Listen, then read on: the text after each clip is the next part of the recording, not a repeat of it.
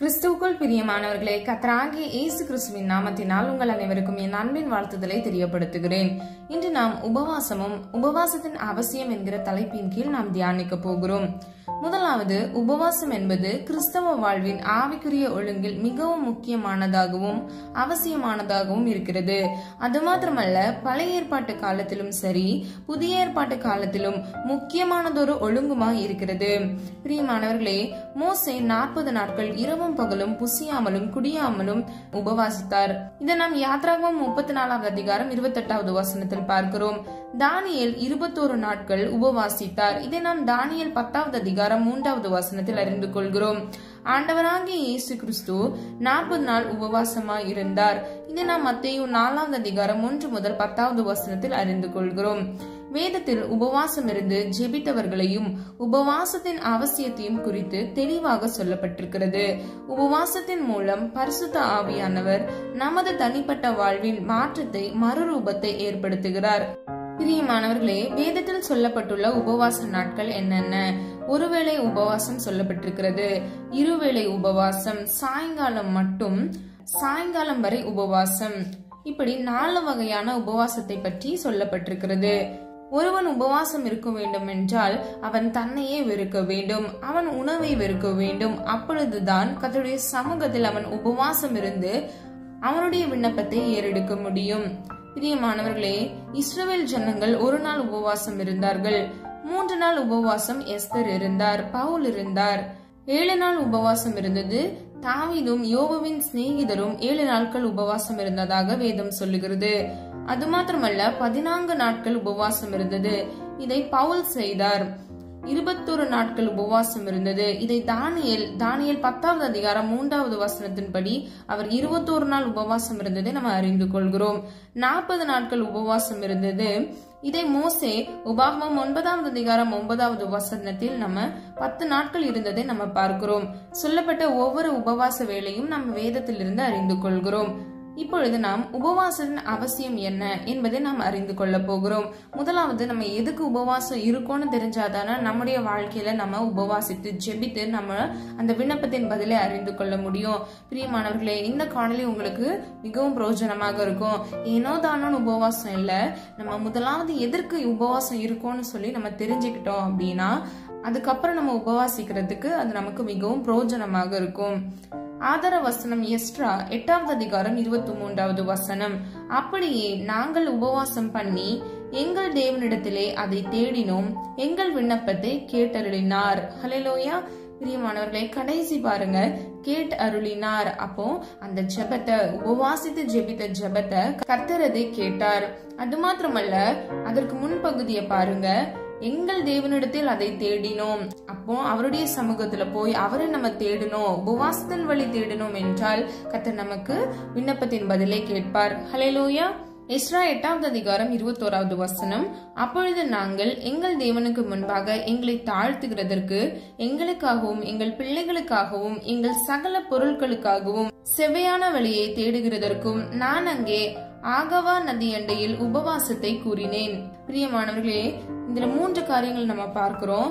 பிள்ளைகளுக்காக, சகல பொருட்களுக்காக, செவ்வையான வழியை தேடுகிறதற்கு.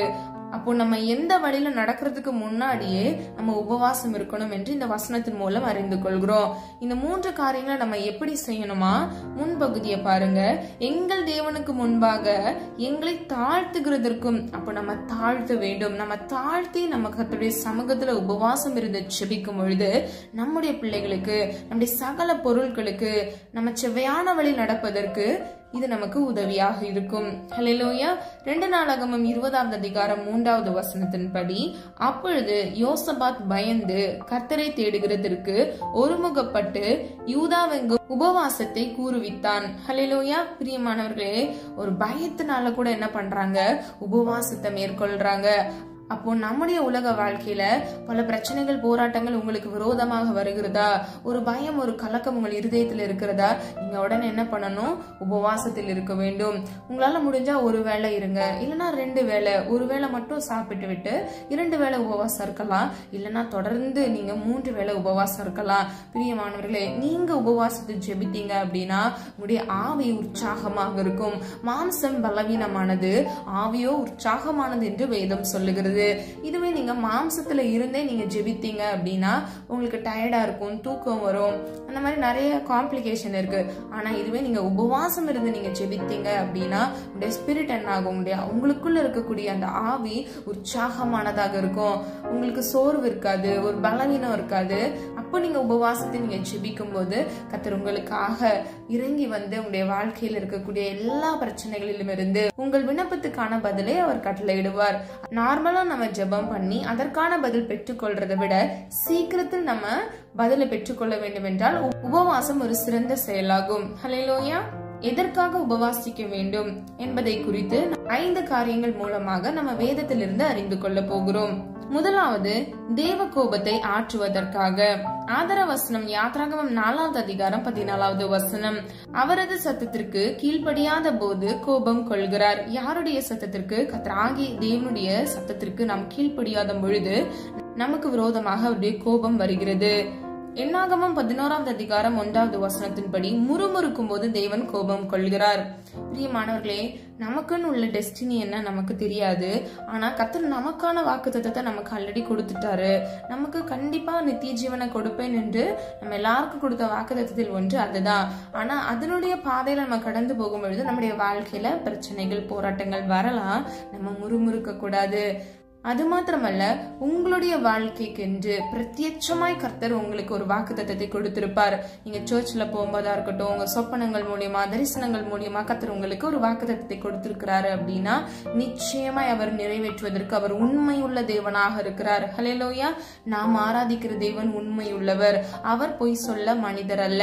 அவர் வாக்கு மாறாதவர் என்று வேதம் சொல்லுகிறது. அப்ப நீங்க என்ன செய்யணும்? விசுவாசிக்க வேண்டும். நீங்க கடந்து போற வழியில கரடு முரடா இருக்கலாம், பள்ளங்களா இருக்கலாம். ஆனால் கர்த்தர் நிறைவேற்றுவார் என்ற நம்பிக்கையோடு, விசுவாசத்தோடு நீங்கள் நடக்கும் பொழுது அந்த வாக்குத்தத்தத்தை நீங்கள் சுதந்திரித்துக் கொள்வீர்கள். நிச்சயமாக நீங்கள் சுதந்திரித்துக் கொள்வீர்கள்.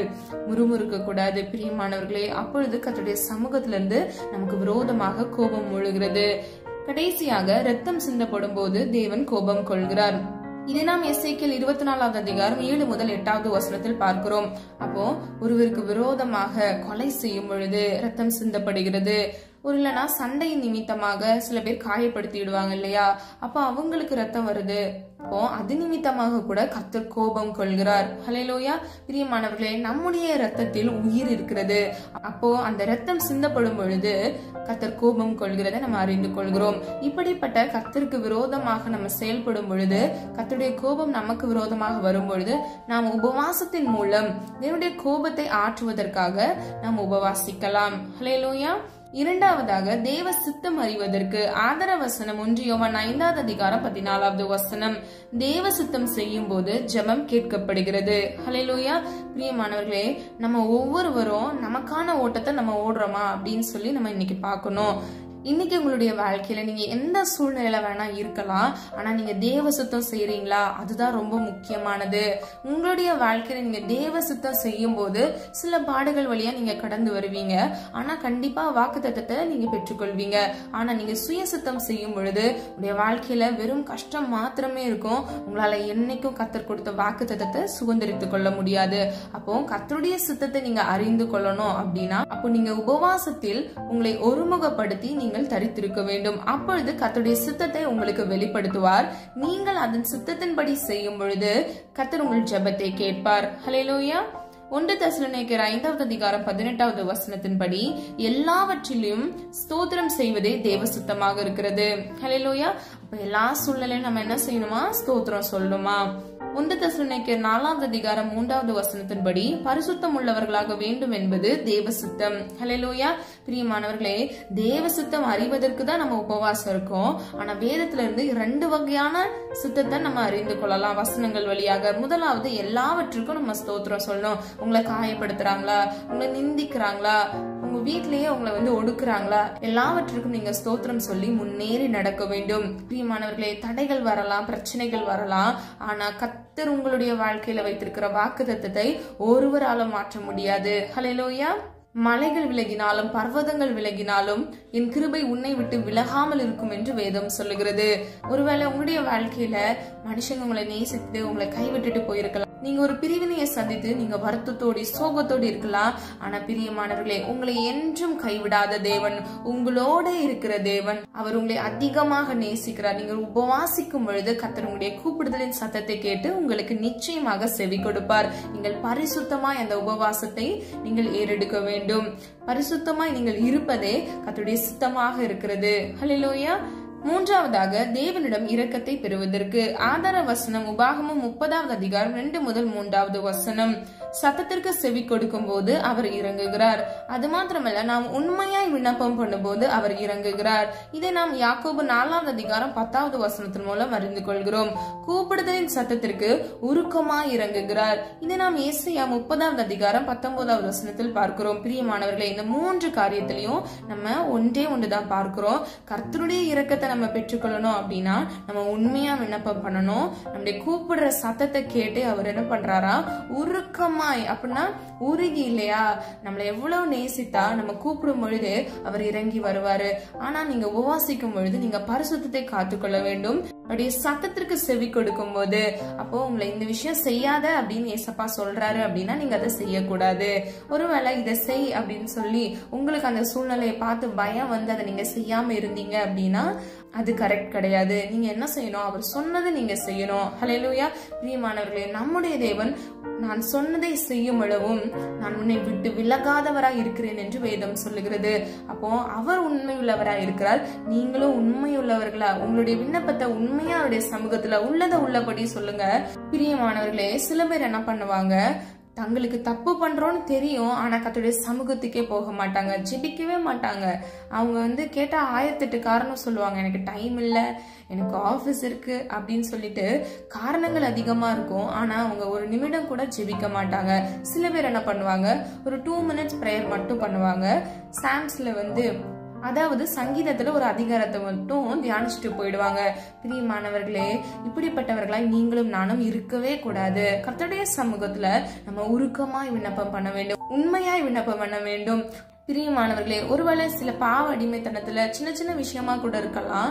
நீங்க அதுல அடிமையா இருக்கிறீங்களா, கர்த்தர்கிட்ட மனம் விட்டு நீங்க அதை பேசுங்க. அவருடைய சமூகத்துல போய் உபவாசத்துல இருந்து இந்த காரியத்துல இருந்து எனக்கு ஒரு விடுதலையை கொடுக்கணும் அப்படின்னு சொல்லி நீங்க அவருடைய இரக்கத்திற்காக அவருடைய முகத்தை நோக்கி நீங்க பார்க்கும்போது நிச்சயமாய் அவர் உண்மையுள்ள தேவனாக இருந்து உங்களுடைய கூப்பிடுதலின் சத்தத்தை கேட்டு அவர் இறங்குவார். உங்களுக்காக அவர் மனம் இறங்கி அவர் உங்களுக்கு கிருபை செய்வார். நீங்க அந்த காரியத்துல உங்களை விட முடியாத பாவத்திலிருந்து கூட உங்களுக்கு வெற்றியை கட்டளையிடுவார். ஹல்லேலூயா.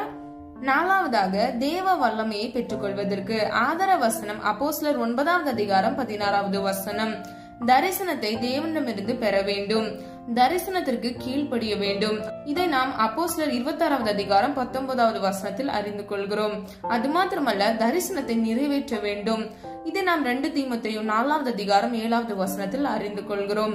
பிரியமானவர்களே, தரிசனத்தை நம்ம முதலாவது தேவனிடத்திலிருந்து பெற்றுக்கொள்வதற்கு, நாம் அவருடைய வல்லமையை பெற்றுக்கொள்வதற்கு நாம் முதலாவது உபவாசிக்க வேண்டும். அது மாத்திரமல்ல, சில காரியங்கள் கர்த்தர் நமக்கு வெளிப்படுத்தி விடுவார். சொப்பனங்கள் மூலமா, தரிசனங்கள் மூலியமா, இல்லைன்னா சில ஊழியக்காரங்கள் மூலியமா நம்முடைய காலிங், அதாவது நம்முடைய அழைப்பை அவர் உறுதிப்படுத்துவாரு. ஊழியத்துல 5 வகை ஊழியம் இருக்கு. அதை 5-fold ministry அப்படின்னு சொல்லி சொல்லுவாங்க. அப்போஸ்தலர் ஊழியம், தீர்க்கதரிசன ஊழியம், சுவிசேஷ ஊழியம், மேய்ப்பர் ஊழியம், கடைசியாக போதக ஊழியம். இப்படி 5 வகையான ஊழியம் இருக்கிறது. பிரியமானவர்களே, இதுல இந்த 5 வகை ஊழியத்துல உங்களுக்கு கர்த்தர் என்ன அழைப்பை வைத்திருக்கிறார் என்பதை வெளிப்படுத்துவார்.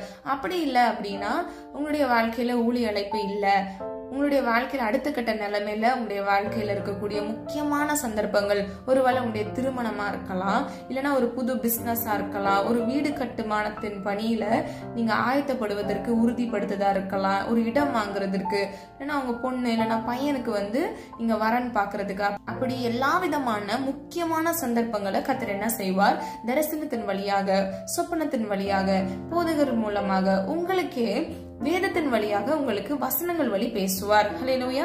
பிரியமானவர்களே, நாம் ஆராதிக்கிற தேவன் பேசுகிற தேவன்.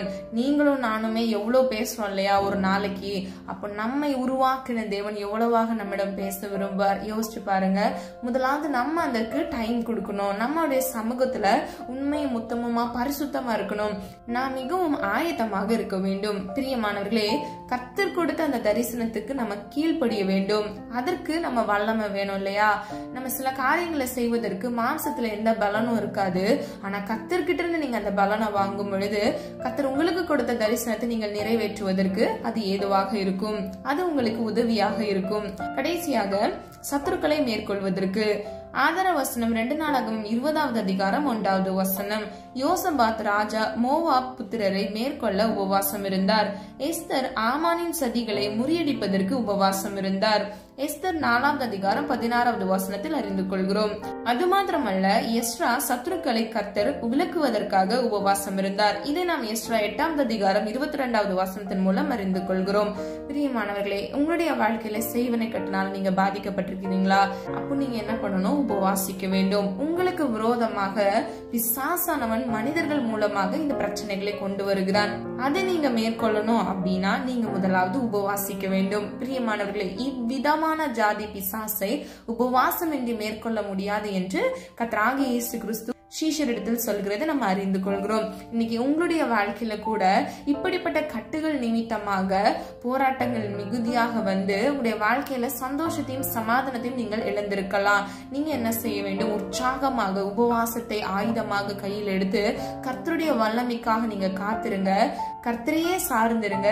நிச்சயமாக உங்களுடைய கூப்பிடுதலின் சத்தத்தை அவர் கேட்டு உங்களுக்கு மனம் இறங்குவார். ஹல்லேலூயா. பிரியமானவர்களே, சொல்லப்பட்ட ஒவ்வொரு காரியங்களையும் நீங்க ஆராய்ந்து பாருங்க. நான் ஒரு முறை உங்களுக்கு ரீகால் பண்றேன். முதலாவது, தேவ கோபத்தை ஆற்றுவதற்கு நாம் உபவாசிக்க வேண்டும். தேவ சித்தம் அறிவதற்கு நாம் உபவாசிக்க வேண்டும். மூன்றாவது, தேவனிடம் இரக்கத்தை பெறுவதற்கு நாம் உபவாசிக்க வேண்டும். நாலாவது, தேவ வல்லமையை பெறுவதற்கு. ஐந்தாவது, சத்துருக்களை மேற்கொள்வதற்கு நாம் உபவாசிக்க வேண்டும். ஹல்லேலூயா. சொல்லப்பட்ட காரியங்களை நீங்க ஆராய்ந்து பார்த்து முழு நிச்சயத்தோடு முழு பலத்தோடு நீங்க உபவாசிக்கும் பொழுது நிச்சயமா உங்களுடைய கூப்பிடுதலின் சத்தத்தை கேட்டு கர்த்தர் உங்களுக்கு மனம் இறங்குவார். உங்களுக்கு நீங்கள் ஜெபித்த காரியங்கள்ல அற்புதத்தை காண கிருபை செய்வார். நம்ம எல்லாரும் ஒரு மனதா ஜெபிக்கலாமா? அன்பின் பிதாவே, அப்பா, எங்கள் ஒவ்வொருவரையும் அது கரத்தில் ஒப்பு கொடுக்கிறோம். நீர் என்று ஆண்டவரே, அப்பா, உபவாசத்தின் மேன்மையை குறித்து அப்பா எங்கள் மனக்கண்களை திறந்தீர். ஆண்டவரே, எங்களுக்கு அநேக காரியங்களை சொல்லிக் கொடுத்தீர். அதற்காக நன்றி செலுத்துகிறோம். இந்த காணொலியை கேட்டுக்கொண்டிருக்கிற உங்களுடைய பிள்ளைகளை உமது கரத்தில் ஒப்பு கொடுக்கிறேன். அப்பா, உங்களுடைய பிள்ளைகளுடைய வாழ்க்கையில் இருக்கக்கூடிய எல்லா மனக்கசப்புகள், கஷ்டங்கள், போராட்டங்களில் இருந்து ஒரு விடுதலையை கட்டளையிடும்படியாய் ஜெபிக்கிறேன். என் தேவன் அற்புதத்தின் தேவன் அப்பா, ஒவ்வொரு பிள்ளைகளுடைய வாழ்க்கையில அற்புதத்தை கட்டளையிடுங்க தகப்பனே. கூப்பிடுகிற யாவருக்கும் செவி கொடுக்கிறவர் ஆண்டவரே. கேளுங்கள் கொடுக்கப்படும், தட்டுங்கள் திறக்கப்படும் என்று வேதம் சொல்லுகிறது. அப்பா, கர்த்தராகிய தேவன் உடைய பிள்ளைகள் ஆண்டவருடைய வாழ்க்கையில் இருக்கக்கூடிய எல்லா தடைகள் முன்னேற்றமின்மைக்காக அப்பா உபவாசத்தில் காத்திருந்து ஜெபிக்கும் பொழுது என் தேவன் தாமே அப்பா மனமிறங்கும்படியாய் ஜெபிக்கிறேன் ஆண்டவரே. அப்பா, எங்களுடைய சத்தத்துக்கு கேட்டு நீர் உருக்கமா இறங்குகிறீர் என்று நாங்கள் அறிந்து கொண்டோம். அதன்படி அப்பா எங்களுக்காக நீர் மரம் இறங்க போகிறீர். அதற்காக நன்றி செலுத்துகிறோம். உம்முடைய பிள்ளைகளை பாதுகாத்துக் கொள்ளுங்க. பிரயாசத்தோடு உபவாசம் இருக்க அப்பா ஆசைப்படுகிற ஒவ்வொரு பிள்ளைகளும் உபவாசித்து ஜெபிக்க கர்த்தர் தாமே கிருபை செய்வீராக. உமது கரத்தில் அர்ப்பணிக்கிறோம், தாழ்த்துகிறோம். ஜெபித்த ஒவ்வொரு ஜெபங்களுக்கும் நீர் பதில் கொடுத்து விட்டீர். அதற்காக நன்றி செலுத்துகிறோம். உம்முடைய நாமம் மாத்திரம் மகிமைப்படுவதாக. இயேசுவின் மூலம் ஜெபிக்கிறோம் பிதாவே, ஆமென். பிரியமானவர்களே, இந்த வீடியோ உங்களுக்கு பிடிச்சிருந்துச்சுன்னா லைக் பண்ணுங்க, சப்ஸ்கிரைப் பண்ணுங்க மற்றும் பெல் ஐகான் கிளிக் பண்ணுங்க. God bless you.